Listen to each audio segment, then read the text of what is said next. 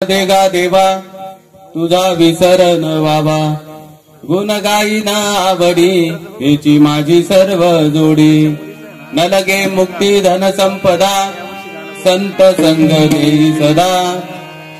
गुण गाईना आवडी हेची माझी सर्व जोडी. तुका म्हणे गर्भवासी, सुखे घालावे आम्हासी.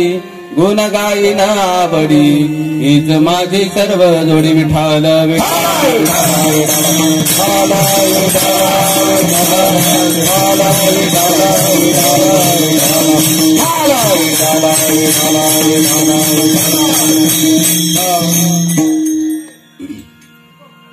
प्रस्तुत रूपी प्राप्तस्थळी कीर्तन रूपी सेवेकरता निवडलेला अभंग सर्वांना परिचित असणारे, या महाराष्ट्रामध्ये नव्हे तर या जगताच्या पाठीवर असा एकही मनुष्य शोधून देखील सापडणार नाही का ज्याला जगद्गुरु तुकोबराय माहित नाही. जगताचे पंचम वेद निर्माते, संसारात राहून परमार्थ कसा साधायचा हे शिकवणारे, मनुष्य देहाला येऊन अलौकिक कार्य करून देवत्व संतत्व कसं प्राप्त करायचं हे आपल्या विचारातूनच नव्हे तर कृतीतून सुद्धा सिद्ध करणारे जे संत होऊन गेले त्यांचं नाव म्हणजे जगद्गुरु तुकोबराय. आणि आजच्या सेवेकरता जो अभंग निवडलाय हा तुम्हा सर्वांना माहीत असलेला, सर्वांच्या पाठांतरातला, पाठात नसला तर कानपाठातला, कानपाठातला नसला तर कुठंतरी ऐकलेला, आणि कुठंच ऐकला नसेल तो या जगात आलेलाच नाही असाच माणूस असेल. असा तुकोबरायांचा सर्वांना माहीत असणारा, सर्वांच्या परिचयाचा, अर्थानं अतिशय विपुल असणारा आणि पाहिजे तर इतका छोटा असणारा हा सुंदर असा अभंग आज कीर्तन रूपी सेवेकडला निवडलेला आहे. विठाल विठाल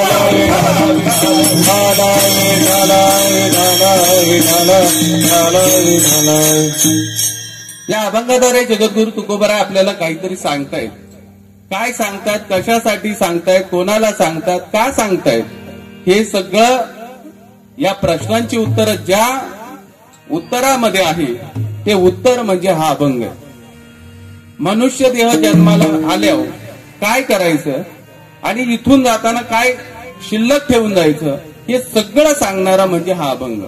हा अभंग अतिशय साधा आहे, अतिशय सोपा आहे आणि अतिशय सरळ असणारा अभंग आहे. हेची दान देगा देवा तुझा विसर न व्हावा. म्हणजे तुकोबराय पहिल्या चरणात सांगतायत, देवा मला हेच दान पाहिजे, जे दान असं मला दे का त्या दानाच्या रूपात तुझा मला कधीच विसर नाही पडला पाहिजे. हे पहिल्या चरणात तुकोबराय आपल्याला सांगतात. दुसऱ्या चरणात काय सांगतात, न लगे मुक्ती धन संपदा, संत संग देई सदा. परमार्थिक जीवनात आल्यावर किंवा संसारी जीवनात असल्यावर सगळ्यांना एकच इच्छा असते, धन पाहिजे, संपत्ती पाहिजे आणि मुक्ती पाहिजे. हे सगळं प्रत्येक संसारिक माणसाला वाटतं. पण तुकोबराय सांगतात, न लगे मुक्ती धन संपदा. मला धन नको, संपदा नको, मुक्ती पण नको. मग काय पाहिजे, संत संग देई सदा. दुसऱ्या चरणात सरळ सरळ सांगतात, मला मुक्ती नको, धन नको, संपदा नको, तर मला काय पाहिजे, फक्त संतांचा सहवास पाहिजे. गुण गाईना आवडी हीच माझी सर्व जोडी. मग काय सांगतात पुढं, कशासाठी पाहिजे, तर मी तुझं अखंड गुण गाईन आणि हीच माझी जोडी, म्हणजे हेच माझं प्रारब्ध आहे, हेच माझं नशीब आहे, मला हेच पाहिजे. हे तुकोबराय तिसऱ्या चरणात सांगतात. आणि शेवट काय सांगतात, तुका म्हणे गर्भवासी, सुखे घालावे आम्हासी. गर्भवासाचं कितीही दुःख माझ्या वाट्याला आलं तरी चालेल, सुखाने मला गर्भातून या जगतामध्ये घाल. पण कशासाठी, गुण गाईना आवडी हेची माझी सर्व जोडी. मला फक्त तुझं गुणगान गाण्याकरता या जगतामध्ये यायचंय. त्यासाठी मी जन्म मरणाच्या कितीही यातना असल्या तरी मी सोसायला तयार आहे. हा या अभंगाचा साधा सरळ आणि सोपा अर्थ आहे. विठाल विठाल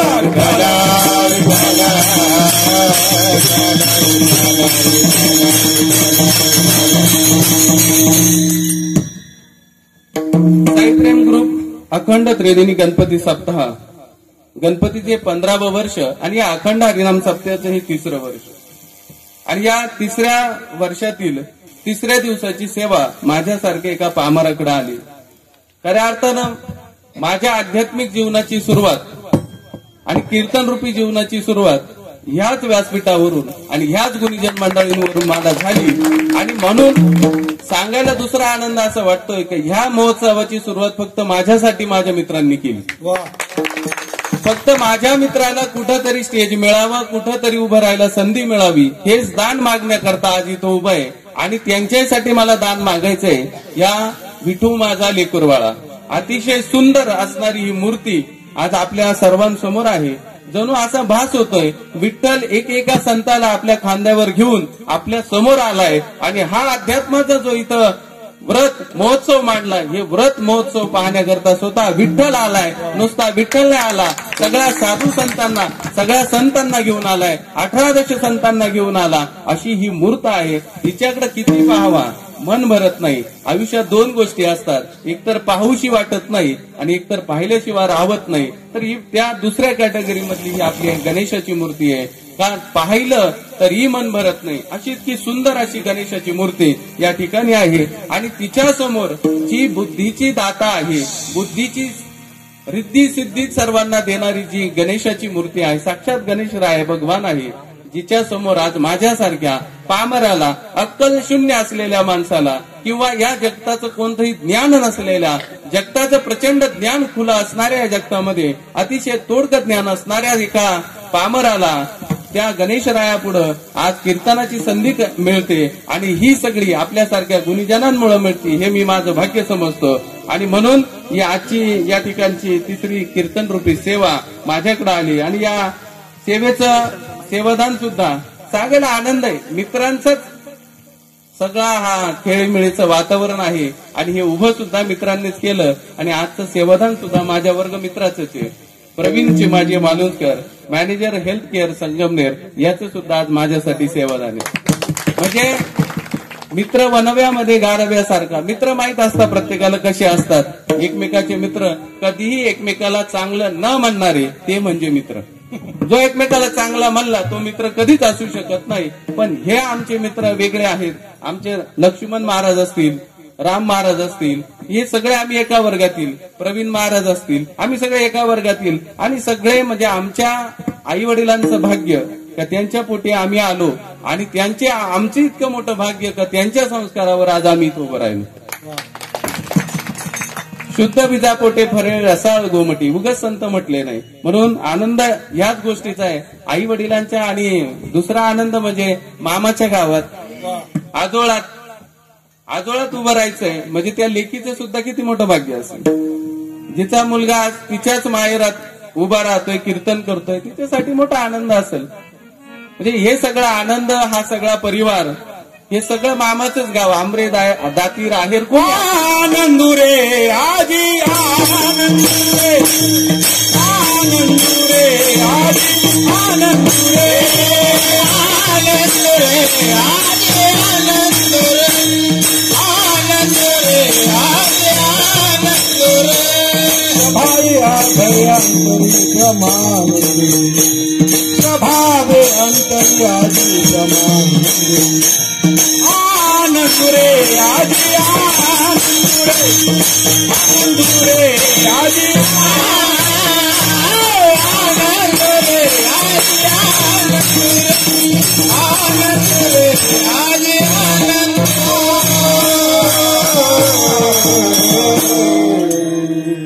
आणि या माझ्यासारख्या एका छोट्याशा मुलाला ज्यांनी घडवण्याचं कार्य केलं असे आमचे मार्गदर्शक. जिथं जिथं कीर्तन असेल तिथं कायम सांगणारे, गायनाची चिंता करू नको, मी तुझ्या पाठीशी उभा आहे. साक्षात स्वामींच्या रूपात आमच्या पाठीशी उभे असणारे हरिभक्तपरायण बाळासाहेब महाराज खतोडे यांची आज या माझ्या संगीत म्हणजे कीर्तनाकरता साथ संगीत देण्याकरता ते उपस्थित आहे. आभार मानावे तेवढे थोडेचे. दुसरे आमचे बाळासाहेब महाराज आंबरे असतील, अशोक मामा आंबरे असतील, आमचे रेवगडे महाराज असतील, हे सगळे परिसरातील आमचे विठ्ठल महाराज असतील, मोरे महाराज असतील, हे सगळे आपलेच आहे. इकडून मामी उभे आहेत, इकडून आजी उभे आहेत. कोण आता हे सगळं मामा मामी आजीचं गाव. आणि काय कमी तुझं मामीचं काय कमी. हा सारं गाव मामाचं, सगळंच आमच्या कामाचं आहे की नाही. आणि इथं साथ द्यायला मृदंग आपल्या हार्मोनियमवर साथ द्यायला आमचे मार्गदर्शक कदम महाराज हे या ठिकाणी, रेवगडे महाराज हे या ठिकाणी उपस्थित आहे. त्यांचंही मनापासून आभार व्यक्त करतो. आणि आज तुम्ही जे नवीनच मृदुंगाचार्य पाहतायत हे नुसते मृदुंगाचार्य नाहीत, तर हे आमच्या वामनराव इथापे खाजगी औद्योगिक प्रशिक्षण केंद्राचे प्राचार्य आहेत. हे आमचे प्राचार्य आहे, आम्ही त्यांच्यासोबत काम करतो. आज त्यांनी पत्रिका बघितली, ते म्हणे आज मी येणार तुमच्या कीर्तनाला. तसं नाही वाजवता येत तर मी कीर्तनातून तुम्हाला वाजवतो. ते आज आले, त्यांचे विशेष आभार. दुसरे आमचे सहकारीच आमचे इलेक्ट्रिकल विभागाचे आमचे मंगेशजी देशमुख सर हेही आले, त्यांचाही मी आभार व्यक्त करतो. आणि आमच्या सगळ्यांचे आमच्या इथापी इन्स्टिट्यूटमध्ये असणारे आमचे MBA कॉलेजचे प्राचार्य दातीर सर हेही आज आवर्जून वेळात वेळ काढून उपस्थित आहे, त्यांचंही स्वागत करतो. आणि या छोट्या मोठ्या तोडके सेवेला सुरुवात करतो. विठाल विठाल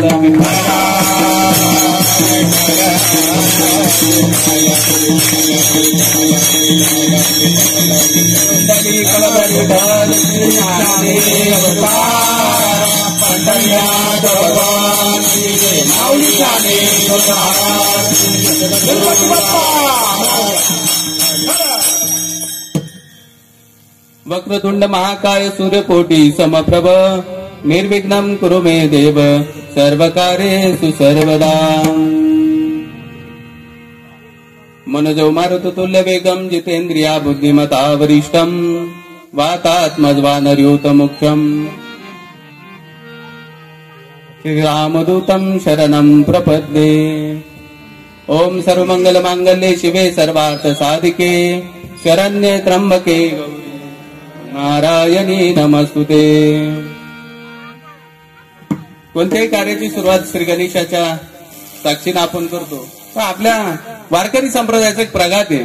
आपल्या कीर्तनाची सुरुवात आपण पहिल्यांदी या जगताच्या पांडुरंगाच्या नामस्मरणाने करतो. पांडुरंग करू प्रथम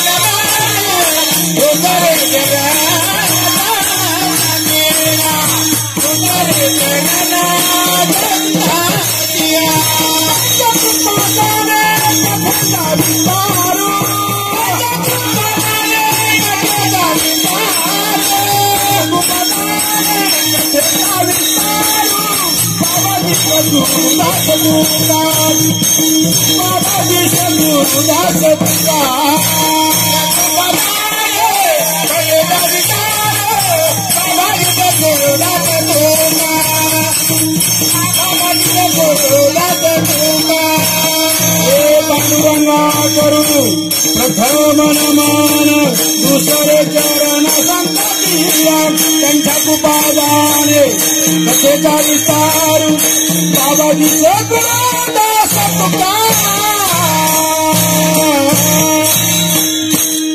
जयांची केली स्मरण होय सकळ विद्येचे अधिकरण तेची बंधू श्रीचरण श्री गुरूंचे ते नमस्कार आता. आणि भगवान पंढरीचा पांडुरंगाचा प्रथम नमस्कार केला, नंतर आपण सगळ्या संतांना शरण जातो आणि मग या आपण कीर्तनरूपी सेवेला सुरुवात करतो. मस्तक माझे पायावरी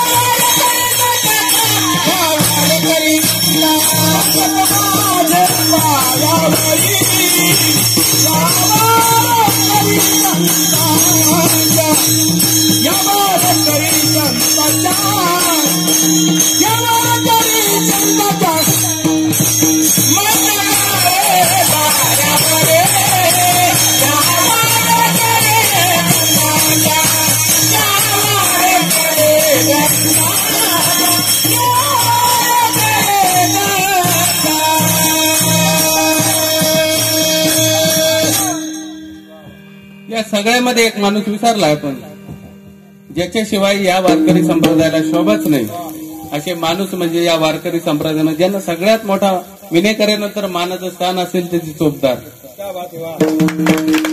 आमचे सोयरे गणेश शांबरे चोपदार आमचे सोयरे, त्यांना पहिल्यापासून सोयऱ्यांची संरक्षण करायची धोरण त्यांनी घेतली पण आजही कीर्तनाला ते आमच्या चोमदार म्हणून या ठिकाणी उपस्थित आहे. त्यांचे विशेष आभार. त्यांचं प्रेम असंच आमच्या मागे राहू द्या. आणि आज आपण या सेवेला सुरुवात करूया. विठाल विठाल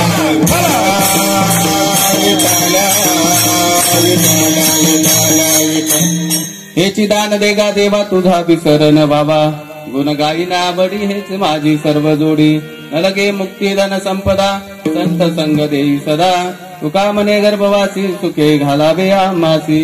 अतिशय साधा सरळ सोपा सर्वांच्या परिचयाचा पाठांतराचा असलेला हा अभंग आज गणेश राया आणि हे 18 दशसंत आणि आईवडिलांच्या आशीर्वादातून तुमचे शुभचिंता जे ताकद देतील त्या ताकदीच्या जोरावर आज आपण या ठिकाणी ही सेवा आपण समर्पित पांडुरंगाच्या आणि गणेशाच्या चरणी करणार आहोत. तर ह्या जगता तुकोबाराया आपल्या सर्वांना मार्गदर्शन करतात. कोण आहे तुकोबाराया? या जगताचे पंचम वेद निर्माते म्हणजे तुकोबाराया.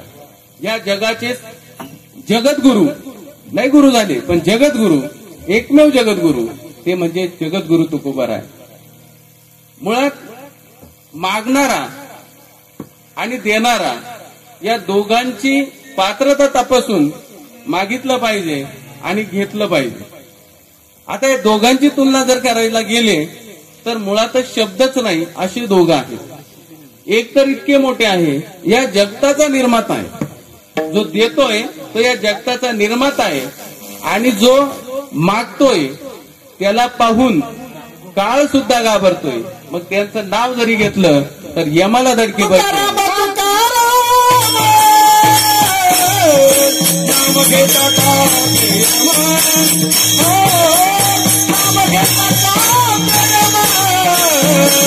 नाम घेता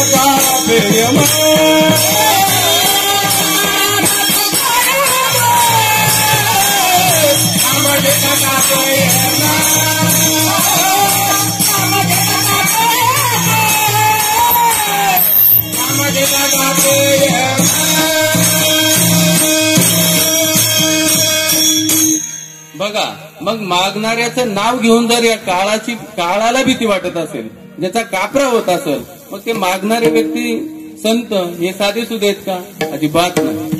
त्यांचा अधिकार तितका मोठा आहे. मग मागणारे जर इतके मोठे, ज्याला काळ ज्याला भीतो, तर मग ज्यांच्याकडे मागत असतील ते कसे असतील? आणि दान तोच देऊ शकतो ज्याच्याकडे आहे. ज्याच्याकडे नाही तो काय दान देणार आहे? आमच्यासारख्याकडे काहीच नाही, मग आम्ही काय होणार आहे? विरक्त आहे आम्ही. आम्हाला काय या जगाचं घेणं नाही देणं नाही. द्यायला नाहीच तर देईन पुढं.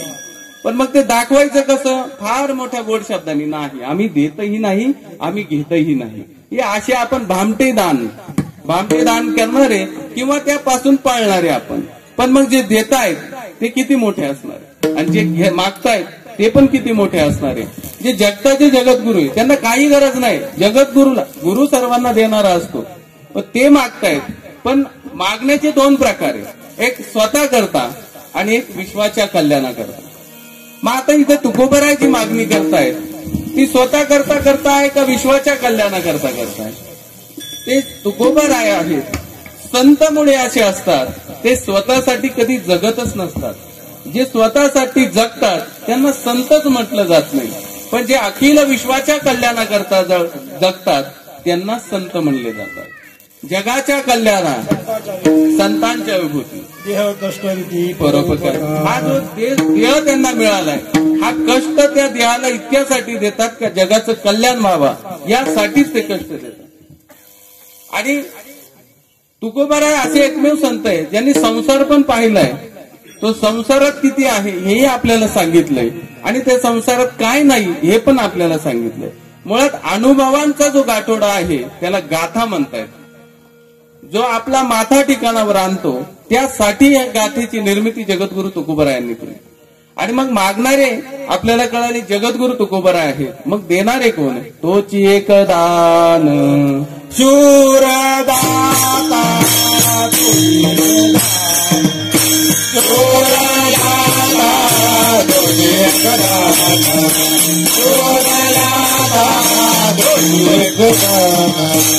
देवरी जाती पाऊले समान, पाऊले समान, देवरी जाती पाऊले समान, पाऊले समान.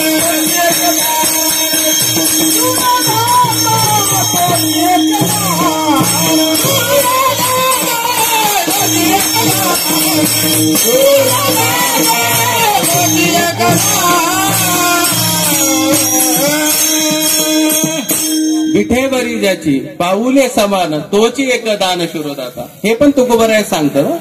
जे मागतायत तेच सांगतात दानशूर कोण आहे. तर दानशूर त्यांनी सांगितलंय विठेवरी ज्याची पाऊले समान म्हणजे पंढरीचा पांडुरंग. ज्याचे विटेवर उभा आहे कर कटावरी आहे तो उभा आहे. पण कसे त्याचे दोन्ही पावलं समान आहे. तुम्ही इतर भगवंताचे अवतार जर बघितले असतील तर प्रत्येक अवतारामध्ये भगवंताचे पाय हे एकसारखे नाही. परशुरामाचा अवतार बघा, एक पाय पुढे एक पाय मागे. प्रभू श्रीरामचंद्रांचा अवतार बघा, एक पाय एक पुढे. भगवान श्रीकृष्णांचा अवतार बघा, एक पाय वाकडा बासुरी हातात. असा एकही अवतार भगवंताचा पांडुरंगाचा सोडता एकही अवतारामध्ये भगवंताचे पाऊल समान नाही. आणि ह्याच अवतारामध्ये विठ्ठलाच्या अवतारामध्ये भगवंताचे पाय एकसारखे आहेत. मग तो जो आहे तोच एकमेव दानशूर या जगामध्ये आहे तुकोबराय सांगतात. मग ह्या जगतामध्ये जन्माला आल्यानंतर काय कर्म करायला पाहिजे, काय केलं पाहिजे. नुसतं जन्माला यायचंय आणि मरून जायचंय. मग आपलं जीवन पशुप्रमाणे आहात का? नाही. तर आपण सर्वजण मनुष्य योनीला जन्माला आलो. ज्या मनुष्य योनीला जन्माला आलो त्या मनुष्याच्या योनीला जन्माला येण्याकरता स्वर्गीचे आमार इच्छिता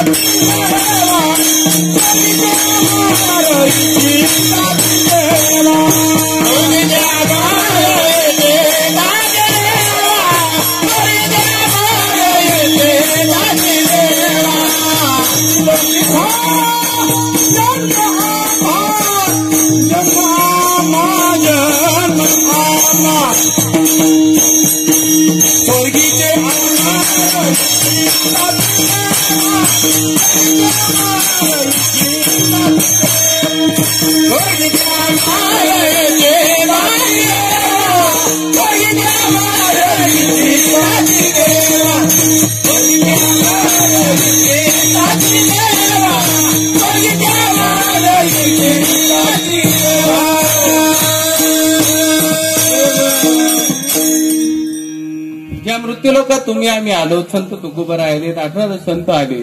त्या मृत्यूलोकामध्ये यायला स्वर्गीचे जे अमर आहे ते सुद्धा इच्छा करतात आम्हाला जन्माला यायचं का. इथे येऊन काहीतरी असेल ना. काहीतरी असल्याशिवाय कोणी इच्छा व्यक्त करत नाही ना. आता काळ जवळ आलाय, काहीतरी इच्छा असतील म्हणून सगळ्या कार्यक्रमात दिसत असतील. काहीतरी आहे ना, त्या मागे हेतू काहीतरी आहे म्हणून तर येतोय ना. आता इथं जेवढे आले तेवढे प्रत्येकाला वाटत असेल उभ्या जन्मात काहीतरी पुण्य पदरी पडावं म्हणून. पांडुरंगाचं दर्शन जर मला पंढरपूरला जाऊन होत नसेल तर मी कीर्तनात जाऊन घेईल. कीर्तनात संतांनी सांगून ठेवलं जेथे कीर्तनाची जागा तेथे पांडुरंग उभा, तेथे पांडुरंग उभा, तेथे पांडुरंग उभा. तेथे कीर्तनाची जागा तेथे पांडुरंग उभा, तेथे पांडुरंग उभा, तेथे पांडुरंग उभा.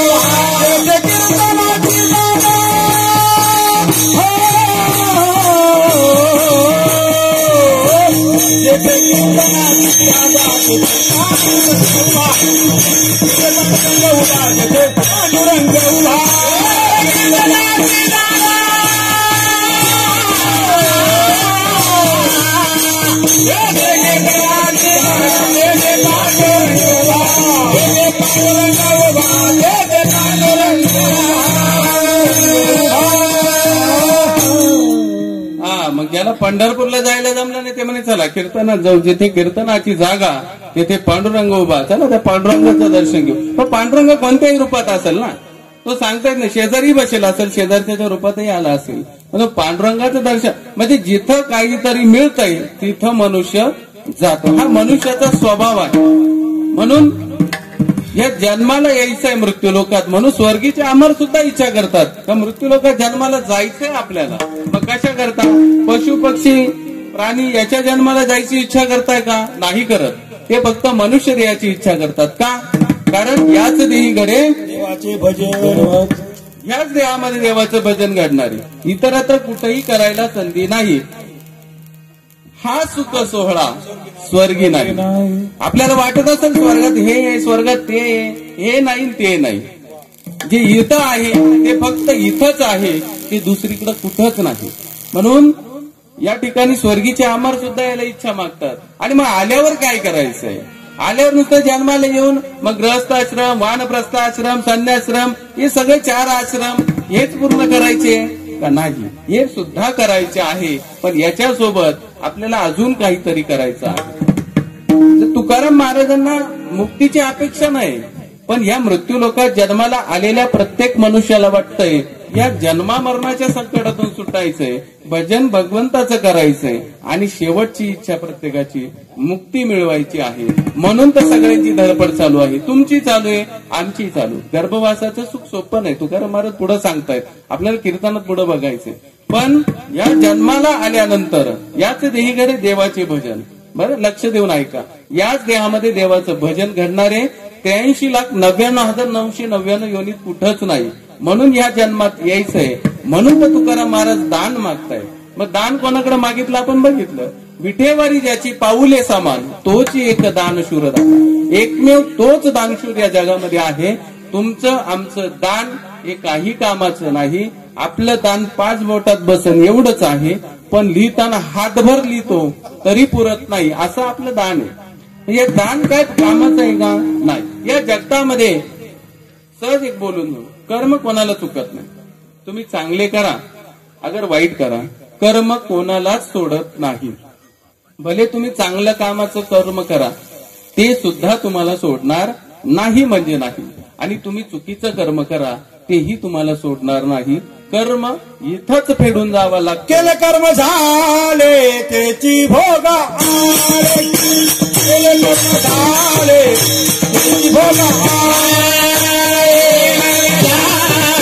त्याची भोगा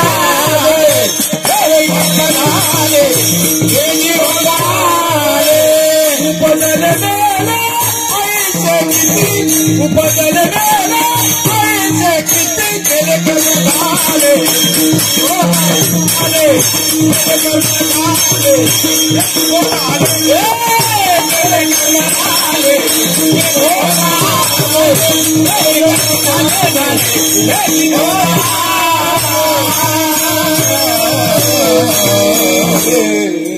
अतिशय सुंदर प्रबंध. केले कर्म झाले त्याची भोगा आले, उपजले मेले ऐसे किती.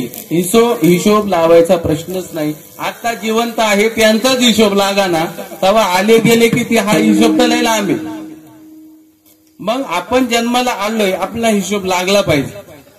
जन्माला आलोय ना मृत्यू लोकांमध्ये, गर्भवासाचा त्रास सोसून आलोय, मग आपला हिशोब लागला पाहिजे. हिशोब लागायचा म्हणजे काय करायचंय? कर्म चांगले करायचे आणि कोणत्या तरी एका प्रकारामध्ये आपल्याला बसून घ्यायचंय. एक तर चांगल्या कर्मात बसून घ्या, नाव अजरामर होईल.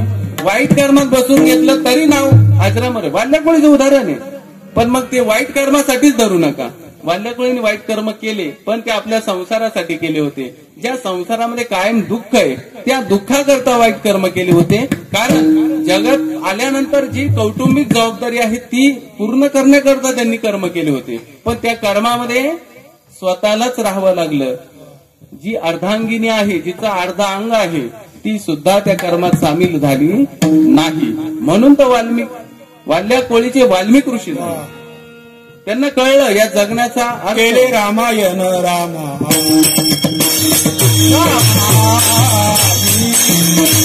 केले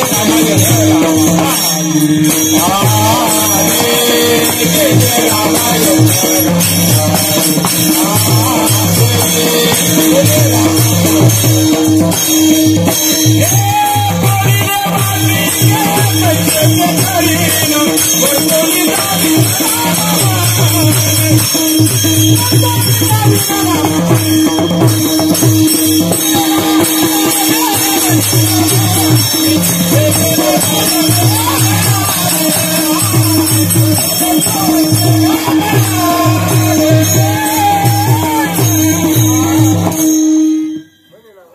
बघा, वाल्मिक ऋषी आयुष्याच्या उत्तरार्धात सुधारले, पण ताकद किती मिळाली? त्या प्रभू रामचंद्र जन्माला येण्याच्या अगोदर रामायण लिहून ठेवलं. म्हणजे रामायणामध्ये कसं काय कुठं घटना घडणारी हे लिहिण्याची ताकद प्रभू रामचंद्र जन्माला येण्याच्या अगोदर मिळाली. नामस्मरणाची ताकद होती ना.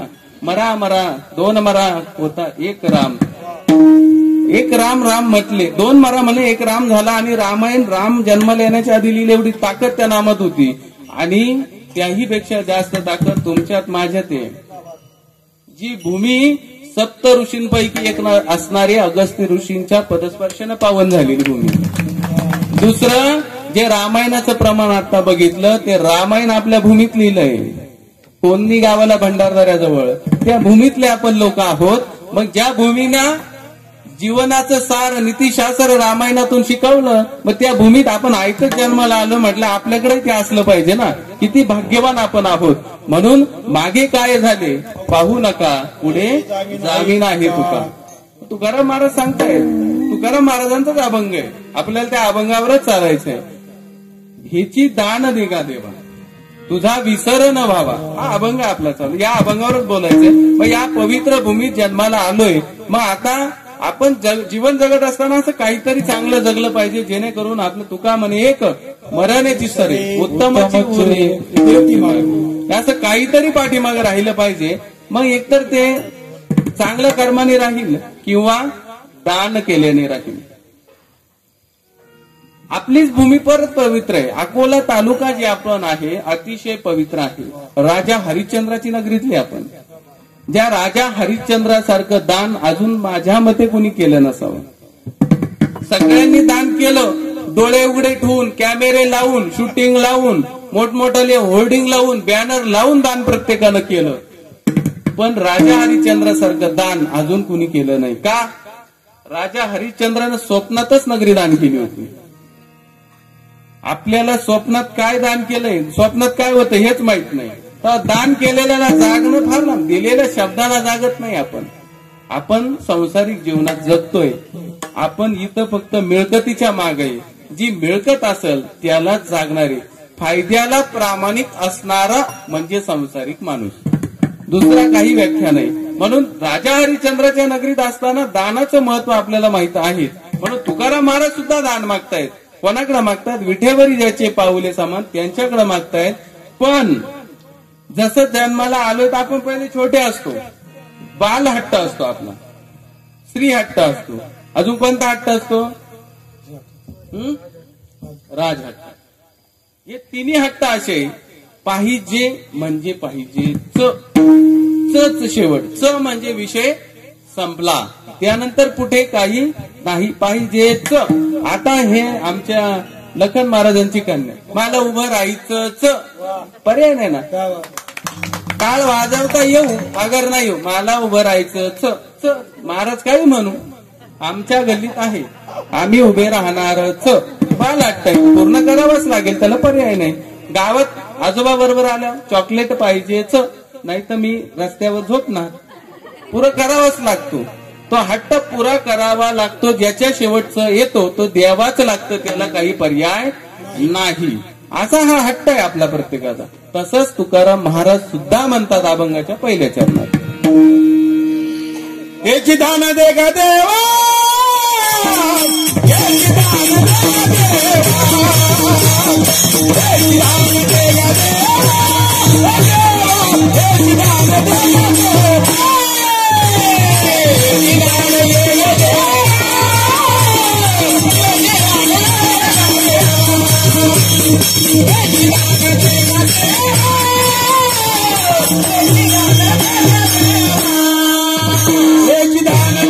देवा तुझा विसर न व्हावा, याची दान दे गा देवा, तुझा विसर न व्हावा, याची दान दे गा देवा, तुझा विसर न व्हावा, तुझा विसर न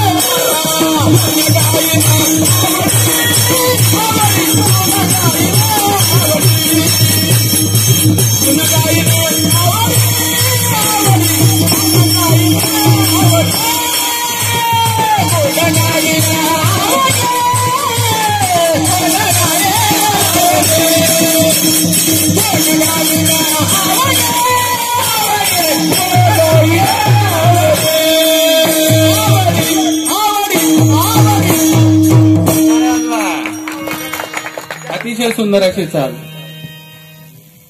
गुळाची गरज तुकाराम महाराजांचा सुद्धा हट्टच आहे, हेची हेच, दुसरं नाही, हेची दान, हेच पाहिजे. काय पाहिजे? तुझा विसर न व्हावा. आता ते सांसारिक जीवनात होते ना तुकाराम महाराज, आपण नाही आहोत. पण त्यांच्यात आपल्यात फरक काय? आपल्याला देव कधी आठवतो? संकटाच्या वेळेस, दुःखाच्या वेळेस, है की नाही? त्याच वेळेस देव. जर एकदा देवानी नवस पुरा केला, बोलेल नवस किती लवकर फेडायला जाते तुम्ही.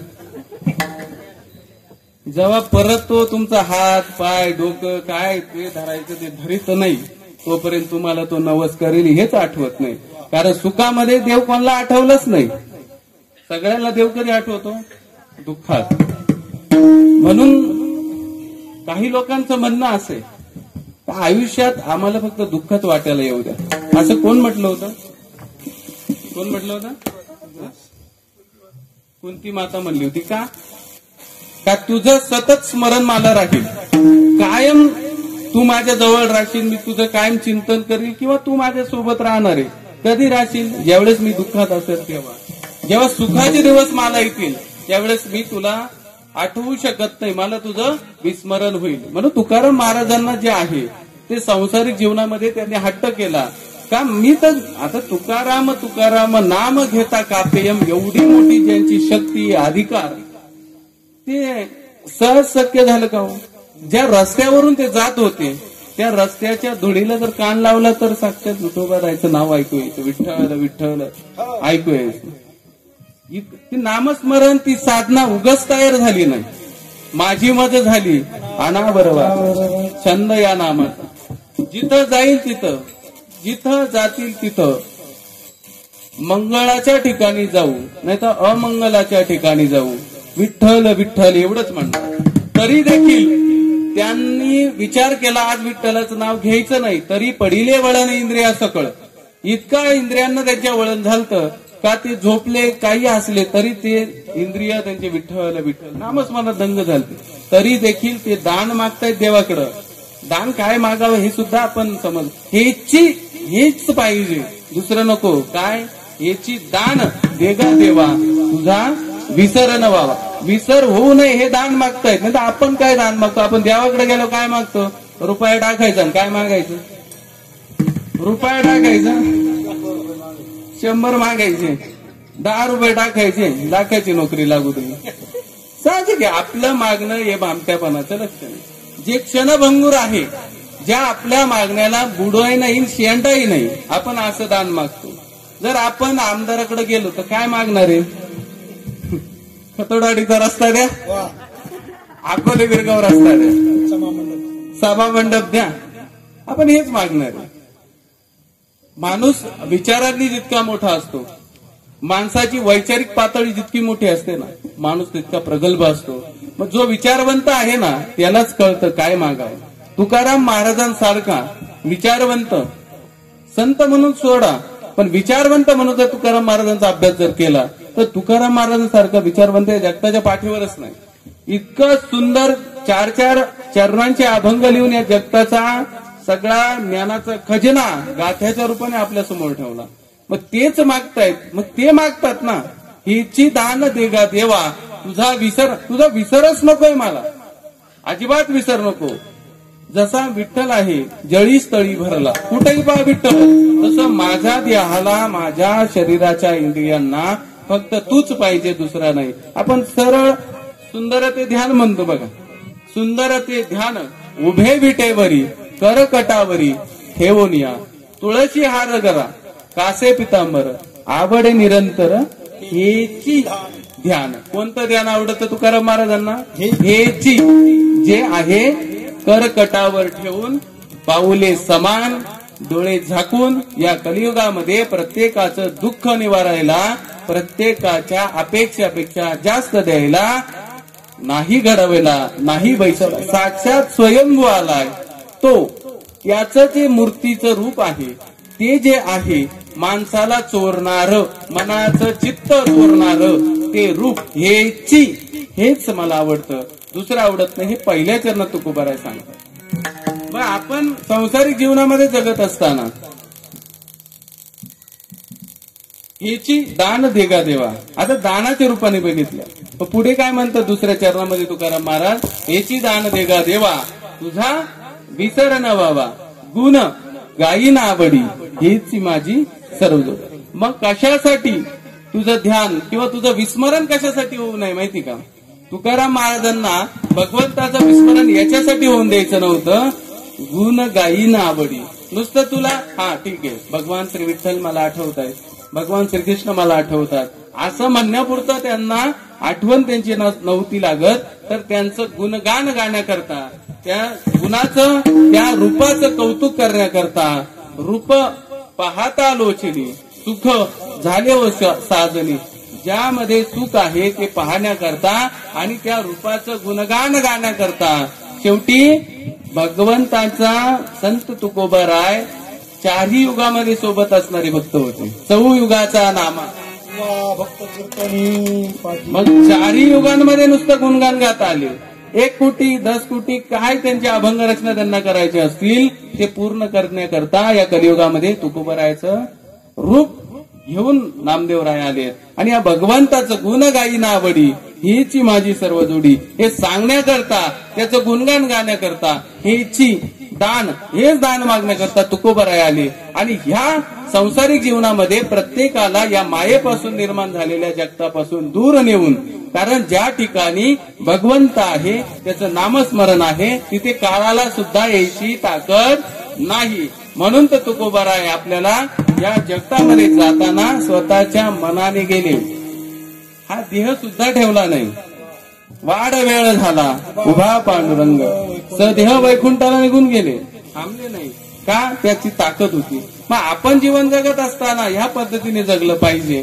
आणि मग या संसारिक जीवनामध्ये संसार करत असताना परमार्थिक जीवन आणि संसारिक जीवन, तर तुकोबाराय परमार्थिक जीवनाचं दान मागतायत आणि आपण संसारिक जीवनाच्या मागे लागतोय. आणि जे आपण संसाराच्या जीवनाच्या मागे लागलो, ज्या संसारातील मिळकतीच्या मागे लागलो, तेच तुकोबारायांना नकोय. म्हणून तुकोबाराय अभंगाच्या 3ऱ्या चरणात काय सांगतायत आपल्याला, नलगे मुक्ती धन संपदा, नलगे मुक्ती धन संपदा, नलगे मुक्ती धन संपदा, नलगे मुक्ती धन संपदा,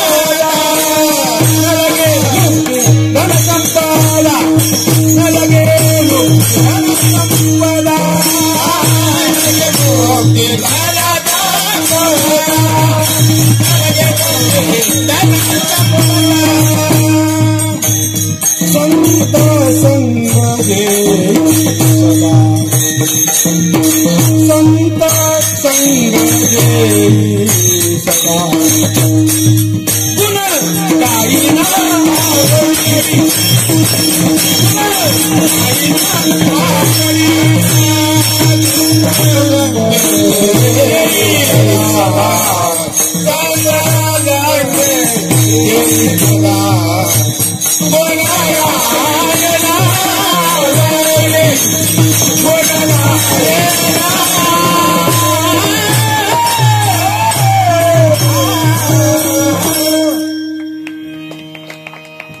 तुकोबाराय 3ऱ्या चरणात सांगतायत. पण या 3ऱ्या चरणामध्ये 2 प्रकार बघायचे, परमार्थिक आणि संसारिक.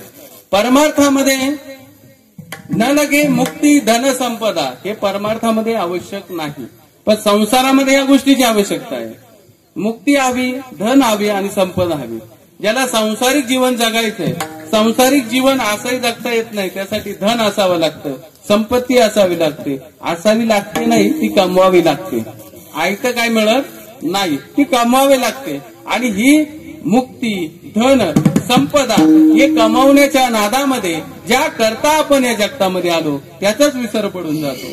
मग हे कमवता कमवता आपलं आयुष्यच काहीतरी शिल्लक राहतं. शेवटी अख्खं कलियुगामध्ये आयुष्य तरी किती? अख्खं 100 वर्षाचं अल्प आयुष्य मानवले, शतगणिले अर्धरात्र खाले. असं हे कलियुगातलं आयुष्य आहे. या आयुष्यामध्ये आपण जीवन जगतोय परमार्थिक, आपण जीवन जगतोय संसारिक. म्हणजे आपण परमार्थिक जगत नाही, आपण संसारिक जीवन जगतोय. आणि संसारिक जीवनामध्ये या गोष्टीची आवश्यकता आहे. धन, संपत्ती, पैसा, अडका, बंगला, गाडी, घोडे जे नश्वर आहे, जे कधी आपलं नव्हतं त्याच्या मागे आपण लागलो आणि जे कधीच आपलं होऊ शकत नाही त्याच्याच मागे आपण लागलो. हे पैसा कालही आपला नव्हता, हा पैसा आजही आपला नाही आणि हा पैसा उद्याही आपला नसणार. ज्या गोष्टींचा मनुष्याला गर्व होतो त्या गोष्टी या संसारामध्ये कधीच राहत नाही. त्या मृगजळवत आहे, कधी येतील आणि कधी जातील समजणार सुद्धा नाही. लक्ष्मी अनेक कष्ट करून मिळते, पण लक्ष्मी काही क्षणात निघून जाते. पैसा खूप कष्टानं मिळवावा लागतो, खूप वेळ घालवावा लागतो. एका महिलेला दिवसभर कामाला जाऊन 300 ते 400 रुपये रोज मिळतो आणि एकदाच साडी घ्यायला गेली तर 800च्या खाली येत नाही. बघा मग 800च्या खाली साडी येत नाही. कमवायला किती दिवस जातात आणि गमवायला किती वेळ लागतो. अन्न वस्त्र निवारा ही प्रत्येकाची गरज आहे, पण ती गरज किती आहे हे जर शोधलं तरच संसारात सुख आहे, अन्यथा सुख नाही. जर 500च्या साडीने अंग झाकतंय आणि 200च्या शर्टने सुद्धा अंग झाकतंय तर तिथं 2000चा शर्ट आणि 2000ची साडी घेण्याचा अट्टहास जर केला तर आयुष्यामध्ये केवळ आणि केवळ दुःखच आहे. सुख कधीच मिळणार नाही. सुख हे मुळात संसारात मिळतच नाही, मिळणारही नाही. संसार दुःख मूळ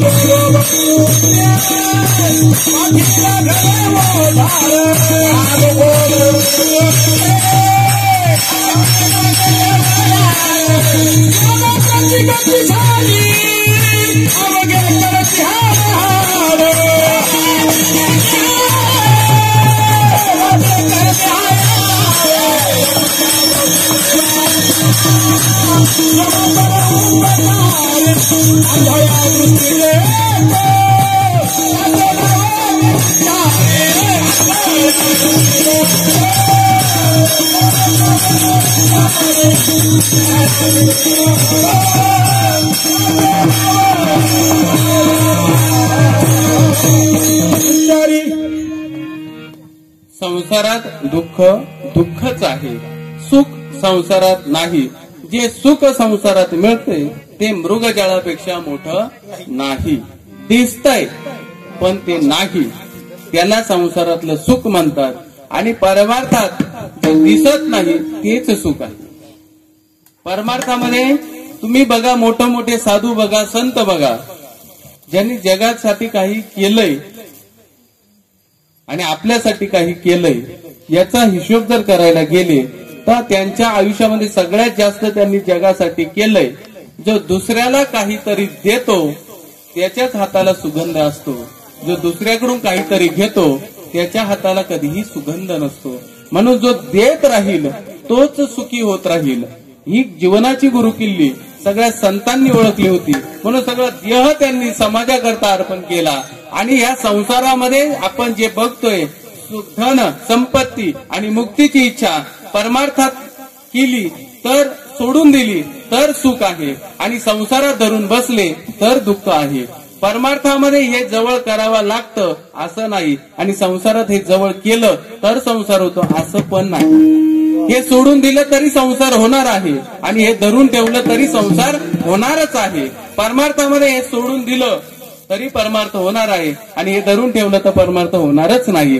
कारण जे हे धरून ठेवतं तो संसारी माणूस असतो. म्हणून तुकाराम महाराज सांगतात, न लगे मुक्ती धन संपदा. हे नको आहे का? कारण तुकाराम महाराजांनी संसार केला पण या संसारात काही नाही. म्हणून तुकाराम महाराज म्हणले, जाळूनी संसार बैसलो अंगणी. कशासाठी? सुखाच्या शोधासाठी होते आणि दान मागत होते. कारण दान परमात्म्याकडे हेच मागितलं, परमात्मा तू या जगतामध्ये जन्माला आलेल्याला प्रत्येकाला मायेपासून चिकटली, माया एकदा घेऊन चिकटली ना, तो मी माझ्या मनामध्ये अडकतो आणि यामध्ये मला अडकायचं नाही. यामध्ये जर मी अडकलो तर मला संपत्ती, संतती, धन आणि मुक्ती याची इच्छा माझ्या मागे कायम लागेल आणि ह्या गोष्टी माझ्या मागे कायम लागल्या तर मला सुख मिळणार नाही. म्हणून मला न लगे मुक्ती धन संपदा संत संग देई सदा. हे नकोय, मग हे नसल्यावर पर्याय पाहिजे ना. म्हणून तुकोबरायांना पर्याय पाहिजे होता तो संतांची सहवास. एक लक्षात ठेवा, आपण कोणाच्या संगतीत आहोत, कोणाच्या सहवासात आहोत, म्हणून त्या प्रकारे आपण घडत असतो. संत संगातीचे काय सांगू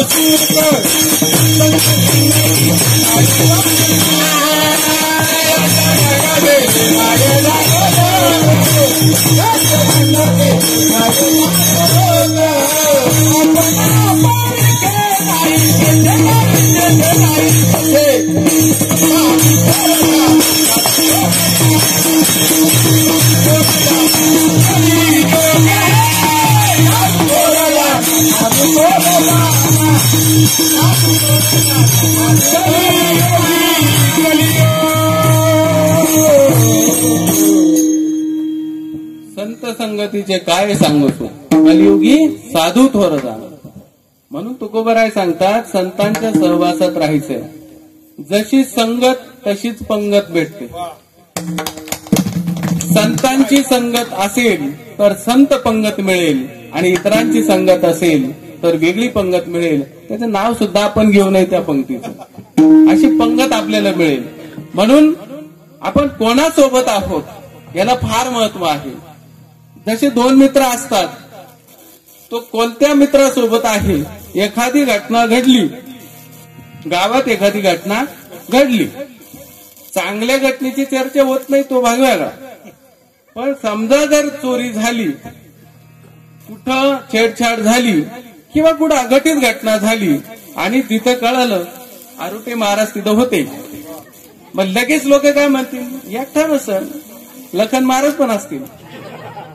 म्हणजे त्याच्या संगतीवरून, त्या प्रकारावरून ओळखतात यांची संगत कोणासोबत आहे. त्या घटनेला लगेच अंदाज येऊन जातो का ही संगत, ही पंगत कोणाची असेल. म्हणून आयुष्यामध्ये संगत करायची असेल तर तुकोबाराय सांगतात साधू थोर जाणार, साधू थोर जाणार. कोणत्या युगात? कलियुगात. ज्या युगात आपण आहोत त्या युगामध्ये संगत ही फक्त संतांचीच, साधूंचीच धरायची, हे तुकाराम महाराज सांगतात.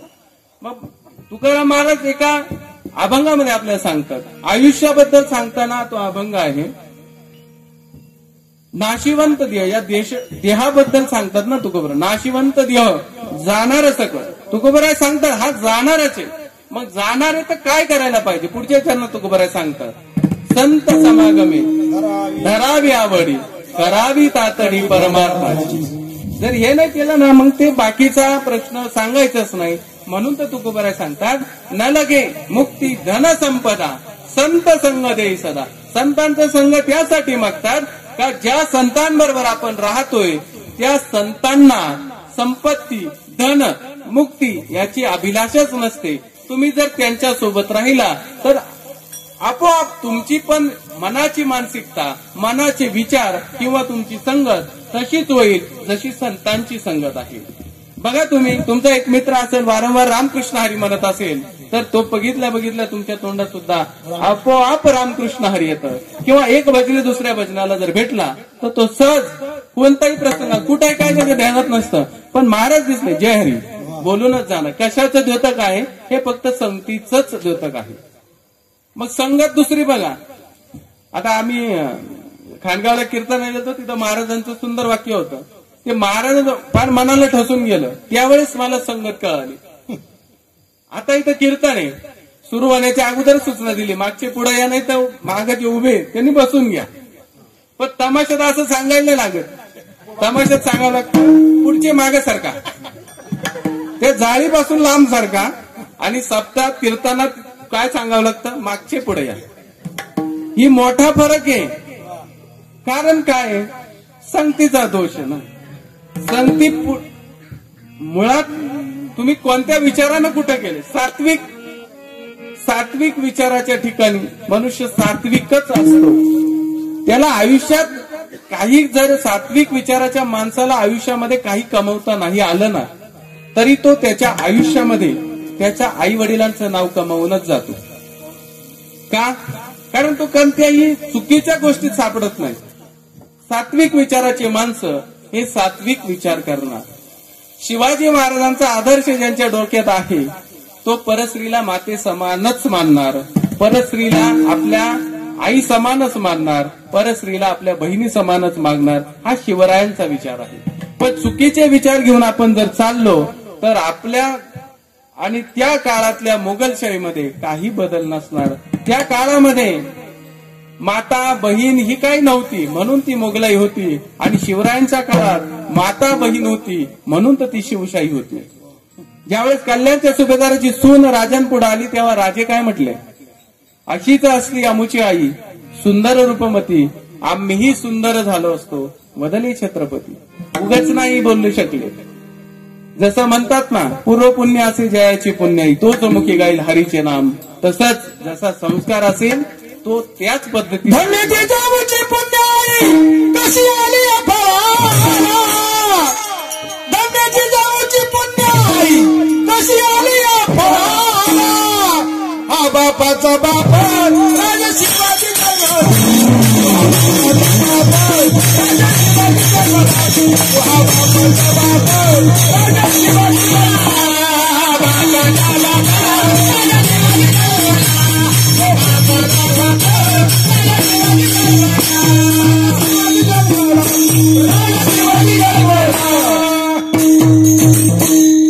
जिजाऊचे संस्कार जिजाऊची पुण्याई म्हणून राजा झाला. आणि असा राजा छत्रपतींच्या आधी नव्हता आणि छत्रपतींच्या नंतरही नाही, होणार पण नाही. पण भगवंताच्या चरणी प्रार्थना आहे, पुन्हा एकदा या देशाला अशा छत्रपती शिवाजी महाराजांसारख्या राजाची नितांत गरज आहे. कारण याच राजाच्या कालावधीत शासन दरबारात सुखाने प्रजा नांदत होती. सर्वांना सुख शांती समाधान त्याच राजाच्या काळात होतं. नंतरच्या राजाच्या काळात सगळे पाहतात काय आहे काय नाही. जो तो भोगतोय त्यालाच माहिती. छत्रपतींच्या काळासारखी शिवशाही पुन्हा या जगाच्या पाठीवर होणार नाही. आता आपण फक्त अभंगातच म्हणतो झाले रामराज्य, आता झाले ते झाले, आता रामराज्य नाही. मुळात तसा रामच राहिला नाही तेव्हा ते रामाचं राज्य येऊ शकत नाही. त्यामुळे तुकाराम महाराज सांगतात संत संग देई सदा, म्हणून संगतीचं महत्व तुकोबाराय सांगतात. त्या संगतीबरोबर संतांच्या संगतीबरोबर राहिलो तरच माझी इच्छा होईल. न लगे मुक्ती धन संपदा, तरच माझ्या मनात येईल मला मुक्ती नको, धन नको, संपदा नको, तर मला गुण गायी आवडी. यासाठी माझा जन्म आहे आणि हेच करायचंय. पण हे करण्याकरता कुठेतरी आयुष्यात पूर्णविराम असतो. तसा जन्माला एका वाक्य संपल्या पूर्णविराम द्यायचा असतो, टिंब, मग ते वाक्य पूर्ण झालं.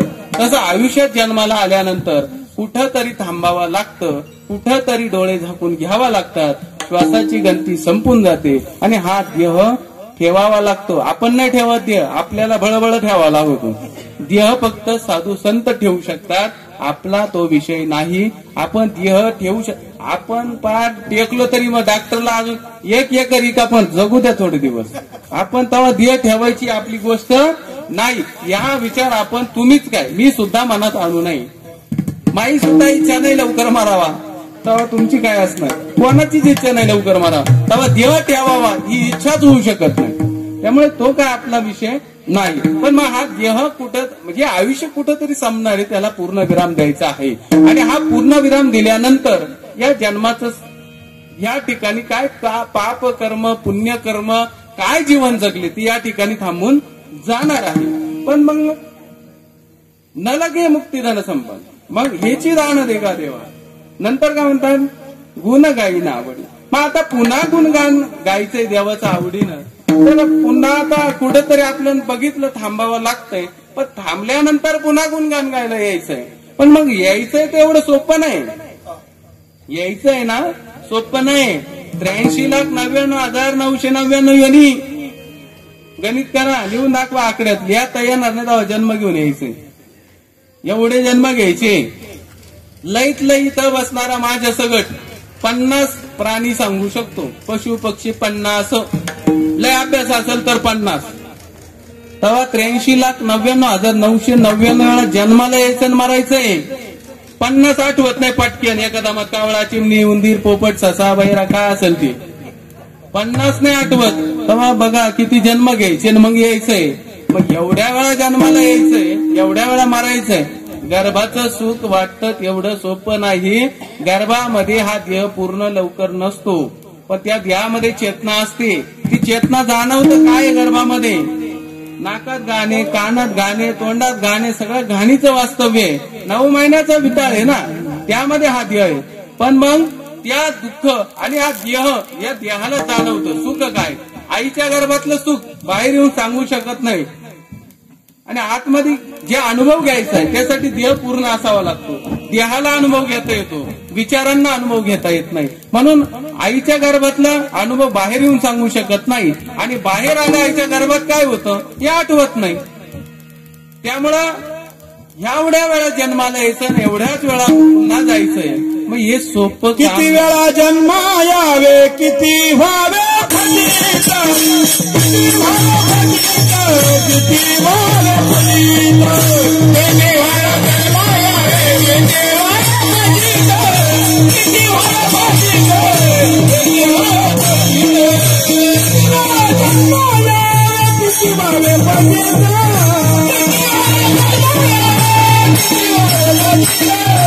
किती वेळा जन्मा यावे, किती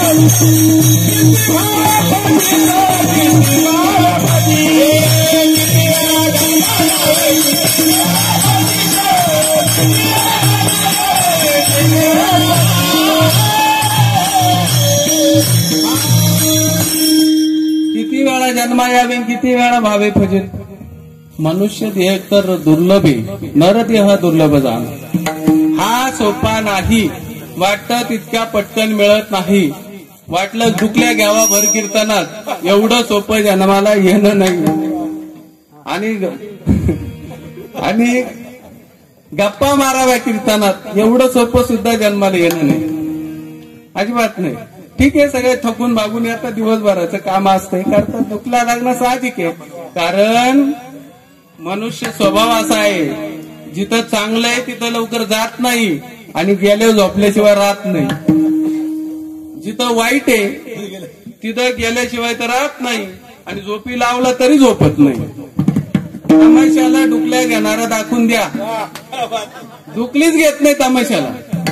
वरून म्हणतो लय लवकर संपला कीर्तन, 2 तासाच्या आत संपवा. लय वेळ लावला, तारखाने काय लय वेळ लावलाय आज. साहजिक आहे, हे मनुष्य जन्माचा स्वभाव, हा बदलणार नाही. म्हणून किती वेळा जन्म यावे, किती वेळा व्हावे फजित, आहे की नाही. आपल्या जन्माला आल्यापासून फजिती चालू आहे. आपली फजिती जाऊ तरी पुरी होणार नाही, हे आपण ओळखून घ्या. आता सावध व्हा, नाही तर काही नाही. कारण जन्माला यायचं, जन्माला जायचं सोपं नाही, अतिशय अवघड गोष्ट आहे. जन्माला येणं सगळ्यात अवघड आहे आणि इथून जाणं त्यापेक्षा अवघड आहे. मामाच्या घरी लवकर जावत नाही, तेव्हा इथून वर जाणं किती लवकर जाणार आहे? नाही जाणार. एवढं सोपं आयुष्य नाही. मग ह्या आयुष्यात आला आनंद कुठे आहे माहिती का? संतांच्या नामस्मरणामध्ये आलोय. जसं आपण गणेशाची मूर्ती इथं बघतोय, सगळ्यांनी बघा, मी बाजूला होतो, किती सुंदर मूर्ती आहे की नाही. आता त्या बघा, खांद्यावर कोण आहे, कडेवर कोण आहे, बोटाशी कोण आहे बघा, एकदा बघून घ्या. म्हणजे मला बोलायचो, दिसले का? पाहिले ना, इतकी सुंदर मूर्ती आहे. हिच्याकडे फक्त पाहत राहावा. आणि आज ज्यांचा अभंग आहे ते कोण आहे माहिती? कोणाचा अभंग घेतला आज? आता चालू कीर्तनाला अभंग कोणाचा आहे? तुकाराम महाराजांचा. तुकाराम महाराजांचं एक प्रमाण आहे, गणपती आणि विठ्ठलाबद्दल एक प्रमाण आहे. तुका म्हणे शोधून तुका म्हणे शोधून पाहे, विठ्ठल गणपती तुझा नव्हे. मग बघा बरं इकडं आहे का नाही? आहे का नाही?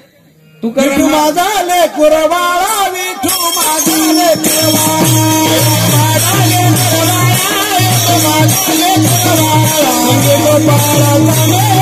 गोपाळाचा मेळा गंगे गोपाळाचा मेळा गोपाळाचा मेळा गंगे गोपाळाचा मेळा खांद्यावरी हात गोपाळाचा घरी संत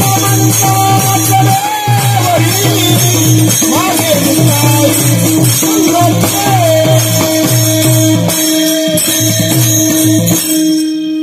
विठू माझा लेकुळवारा. साईप्रेम ग्रुपची थीम असती विठू माझा लेकुळवारा. हा विठ्ठल आहे, हे सगळे त्याचे लेकर आहेत. इथे जेवढे आहेत हे सगळे त्याचे लेकर आहे.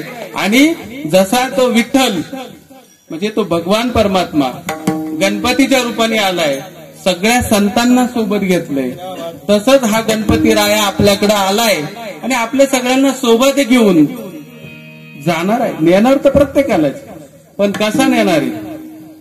निवृत्ती दादा, सोपान दादा, मुक्ताबाई, माऊली या संतांसारखं आपल्याला नाही बनवता आलं ना, पण त्यांच्या विचारावर चला तर तुम्ही राहाल, तर तुम्ही सुखानं जगाल आणि तर तुम्हाला सुखाने जाता येईल. हे ह्या गणेशाच्या मूर्तीकडे पाहून आपल्याला संदेश हा. त्याच्या सोबत आहे ना निवृत्ती दादा, मुक्ताबाई, सोपानदेव, माऊली सगळे संत गणपती बाप्पा बरोबर आज आहेत. हा विचार हा गणपती बाप्पा आपल्याला मूर्तीच्या रूपाने सांगतोय. ती मूर्ती डोळ्याला छान वाटते म्हणून बघायची नाही, त्या मूर्तीच्या प्रतीकातून काय शिकायला मिळतं हे बघायचंय.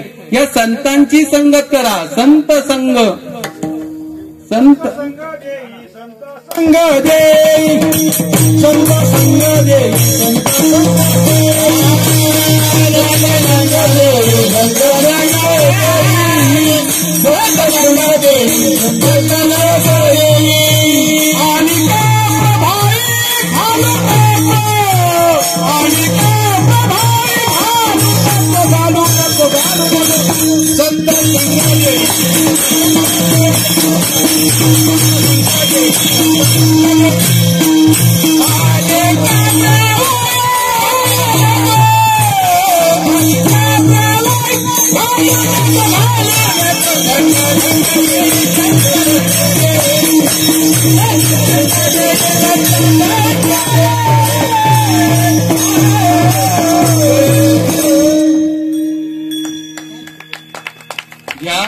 गणपती बाप्पाच्या रूपानं फक्त या गणेश उत्सवापासून एकच निश्चय करायचा, प्रत्येकाच्या आयुष्यात संतांचा संग, संतांची सोबती, संतांचा आशीर्वाद, संतांची सेवा करायला मिळावा.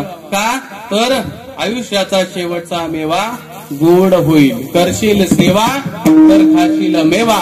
आणि नाही संतांची संगत करता आली तरी संतांचे विचार घेण्याची ताकद ह्या गणेश उत्सवापासून आपल्यामध्ये असावी. पण इतकी सुंदर मूर्ती ज्यांनी दिली त्यांचं कौतुक आपल्याला करणं. नाव सांगा. ही मूर्ती ज्यांनी आपल्याला दिली ते आपल्या भजनी मंडळाच्या मार्गदर्शिका, त्यांनी आपल्या धर्माच्या नाहीये बरं का, आपल्या धर्माच्या नाहीये, पण आपल्या धर्माचा अभ्यास आणि आपल्या धर्मासारखं शिकवण आणि आपल्या धर्मात काय याची पूर्ण अभ्यास केला आणि मग या संतांच्या संगतीत ते आले. आपण जाऊ द्या, वाईट वाटेल एखाद्याला, आपण हिंदू आहे तरी आपण इतका अभ्यास, मी मगाशी काही गोष्टी शिकलो तिच्याकडून, माहिती करून घेतल्या. आपल्या भाभी सगळ्या म्हणतात तिच्याकडून काही गोष्टी घेतल्या, जाऊ द्या तो भाग वेगळा आहे. धर्म ही संकल्पना वारकरी संप्रदायात नाही. वारकरी संप्रदाय हा धर्माच्या पलीकडे जगणारा, फक्त माणूस म्हणून जगायला शिकवणारा आहे. या रे लहान थोर, जाती भलती नारी, येथे आहे सकळांचे अधिकार. इथं सगळे आले पाहिजे, शूद्र, वेश्या, चांडाळ आधी करून सर्वही, सर्वांना या वारकरी संप्रदायात अधिकार आहे. म्हणून भाभी आणि आपले सगळ्यांचे बंधू शहानूर मणियार या कुटुंबाने ही अतिशय सुंदर अशी गणेशाची मूर्ती या मंडळाला दिली. बघा, आज संतांचे विचार ही काळाला गरज आहे आणि हे विचार आपणही शिकलो, आपल्याबरोबर इतर धर्माचे लोक पण शिकले. ते लोक नाहीत, मुळात आपण एकच आहोत. अहम ब्रह्मास्मी वेदांचं वाक्य, या ब्रह्मापासून निर्माण झालंय सगळं, तर यामध्ये जात धर्म आपण आपल्या सोयीकरता पाडून घेतले. हे जात धर्म देवाचे नाहीये, हे आपल्या सोयीसाठी आहे. कोणताही माणूस भगवंताकडे जाताना शरण अनन्य भावानं जर गेला तर देव त्याची जात पाहत नाही, त्याची धर्म पाहत नाही, फक्त देव त्याचा भाव पाहतो. ज्याच्याकडे भाव आहे देव त्याचाच आहे, इतरांचा नाही. अतिशय सुंदर अशी मूर्ती दिली आणि ह्या मूर्तीकडे पाहूनच निम्म कीर्तन सुचलं. कारण 18 संतांचा विचार आपल्या समोर आलाच पाहिजे आणि हा यावा हे लोकमान्य टिळकांनी लोक एकत्रित यावा, जात धर्म पंथ हे सोडून माणूस म्हणून विचाराने एकत्र यावा आणि गुलामगिरीत असणाऱ्या या देशाला स्वातंत्र्य मिळावा. सर्व धर्मी एकत्र यावा, सर्व जातीचे एकत्र यावा आणि भारत मातेची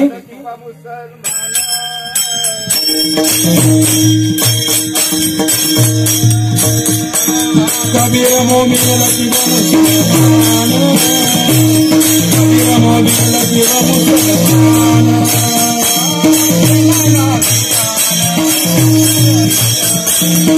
नाना विधान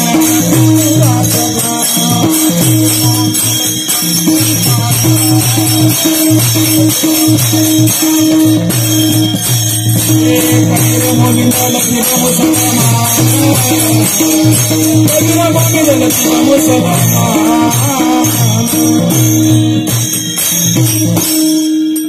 असा हा सर्वांचा माणुसकी शिकवणारा माणसाचा धर्म म्हणजे वारकरी संप्रदाय. असं सुंदर आहे. आणि याच्याकडे जर बघितलं तर आपल्याला सहज या जीवनाचं वर्म समजून जातं. संतांचे विचार घेतले तर आपल्याला कळतं या गर्भवासाच्या यातना सोप्या नाही. पण या मूर्तीकडे जर बघितलं तर एक भजन सहज आठवून राहतं, निवृत्ती राया निवृत्ती राया निवृत्ती राया ज्ञान देवा सोपान सखाया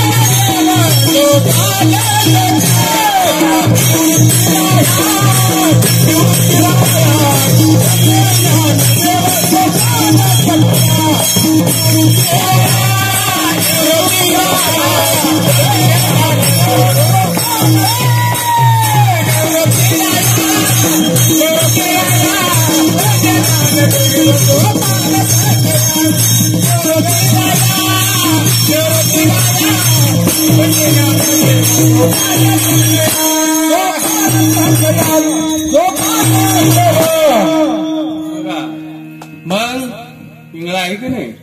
जर आतापर्यंत झालेलं हे जरी नाही कळलं, हे जरी नाही कळलं तरी दुसरं येईल. हे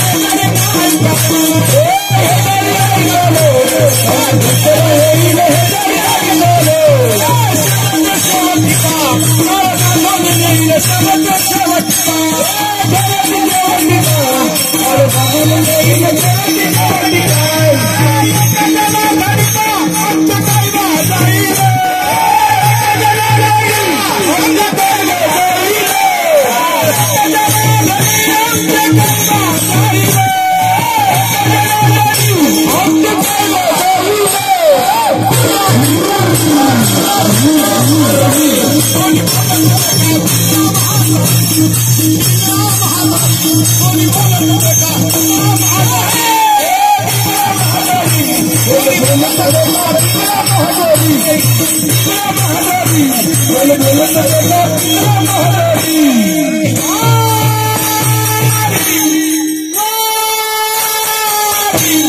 मल्हारी किवारी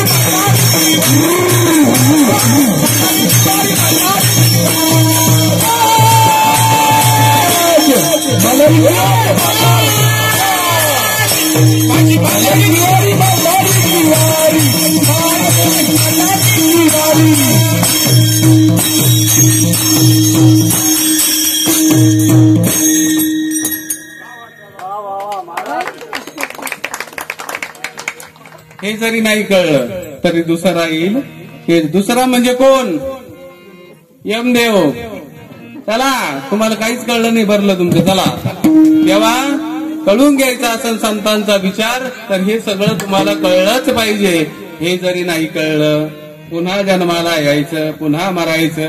पुनरपी जननम पुनरपी मरणम. जन्माला यायचं सोपं नाही. तुकाराम महाराज सांगता, जन्माची ते मुळं पाहिले शोधून, दुःखाची कारण जन्म घ्यावा. आराम करायला आणि कीर्तनात डुकले घ्यायला पुन्हा जन्म नाही. दुःख भोगायला, भोगणे ते फळ संचिताचे, त्यासाठी जन्माला यायचंय. आणि जन्माला येऊन ते मागचं फळ भोगायचंय. ते भोगता भोगता नवीन फळ तयार करायचं नाही, नाहीतर ते फळ घ्यायचं आणि मागचे फळ आणि परत पुढचं फळ, फळफळत व्हायचे आयुष्यभर. असं नाही झालं पाहिजे. मागच्या जन्माचे फळ या जन्मात फेडता फेडता या जन्मात सत्कृत्य असं चांगलं केलं पाहिजे का पुन्हा जन्मालाच नाही आलं पाहिजे. हे आपल्याला पाहिजे. काय आपल्याला पाहिजे? मुक्ती. संतांना काय पाहिजे? न लगे मुक्ती धन संपदा. हे नकोय. मग याकरता त्यांना जन्माला पुन्हा यायचंय. गर्भवासाचे दुःख भोगायला त्यांना पुन्हा यायचंय. गर्भाचे दुःख भोगायचे आणि जातानाचे दुःख भोगायचे. पण कशासाठी?